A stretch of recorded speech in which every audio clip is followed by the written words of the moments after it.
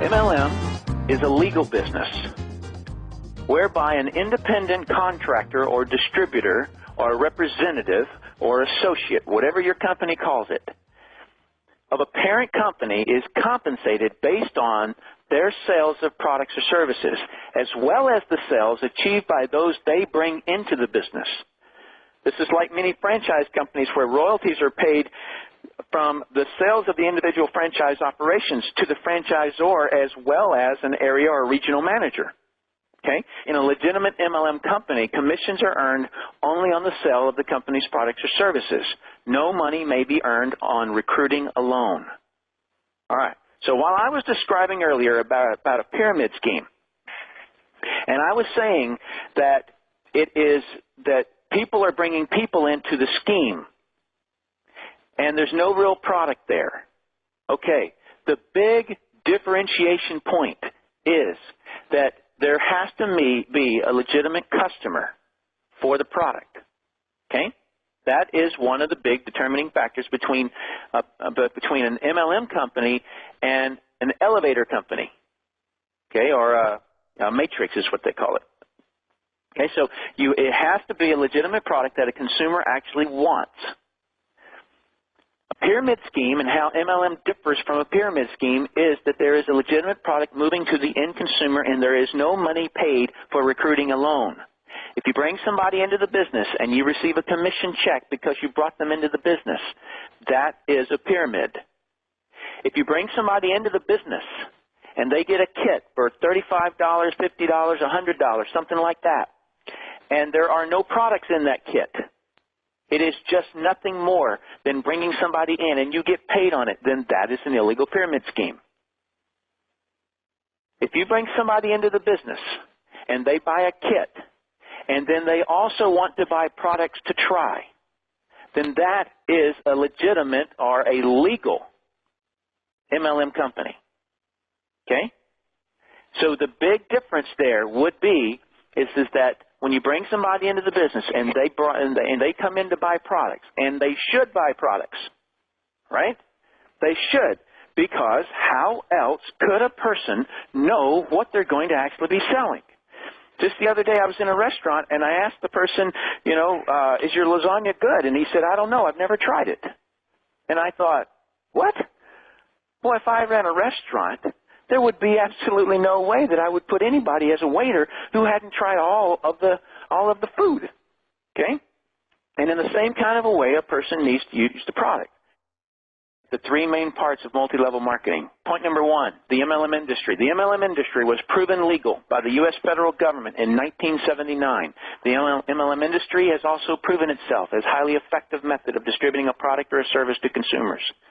The MLM industry is one of the 5 main methods of distributing a product or service. So whenever you're explaining network marketing to your prospect, what you have to, and especially if they've had a bad experience, or if they keep thinking that it's a scam, okay, you explain it to them using this document. Number one is the industry itself. You have to separate that. Because there is no debate. There was once upon a time, before 1979, that somebody could say that MLM was a pyramid scheme. But they cannot today. Because the federal government tried to sue Amway Corporation and prove that it was a pyramid scheme.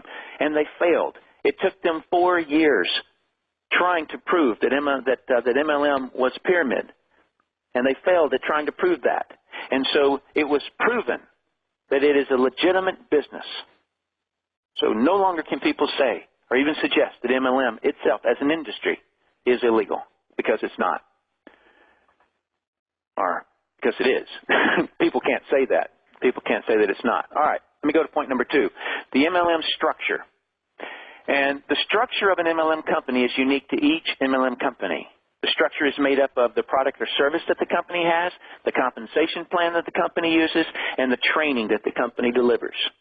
Those are the 3 points that make up the MLM structure, or the MLM company structure. All right, so these 3 parts of structure, meaning product, compensation plan, and training, is what drives the activities of the distributors in a multi-level marketing company. Then, go to point number 3, The MLM activities. The activities of the distributors in the MLM company determines whether the company is operating legally and ethically. Legal and ethical activities include selling products to consumers that make their lives better, training new distributors so they get results, etc. Right? Okay, so now you can see that there are three main parts to MLM. Number one is not debatable at all. It's a legal industry. Number two is the structure itself. And that is that there are some companies out there that get into a legal industry called multi-level marketing, but the structure of their compensation plan is illegal. The product that they choose to use in that multi-level marketing company is not of any value outside of that network. And so therefore, that constitutes it for not being legal. And then the third thing is that the training itself.